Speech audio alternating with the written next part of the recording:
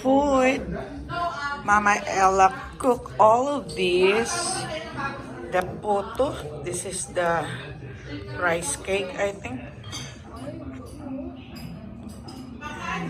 This the dinuguan, the combination of poto and dinuguan, and this is the laing, the best laing. This is the beef steak, and this is the minodo. Both are minodo. This tastes good.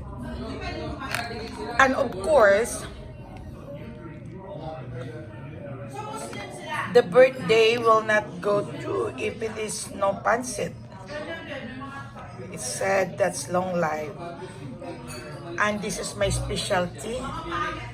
Among all the dessert is the cassava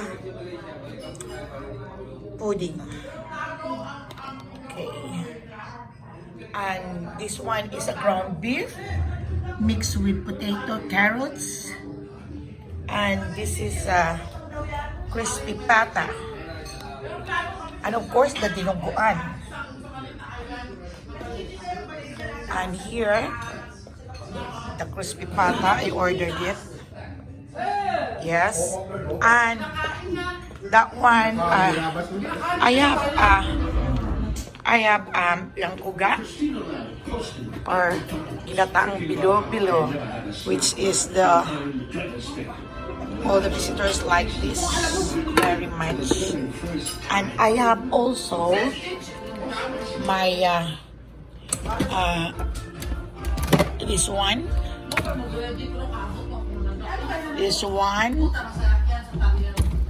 There you go. It's heavy. It's heavy. And this is the salad. This is the macaroni fruit salad. Here. It's really good. See? Like this. It's very creamy, my friends and friendship. It's Mama Ella made this.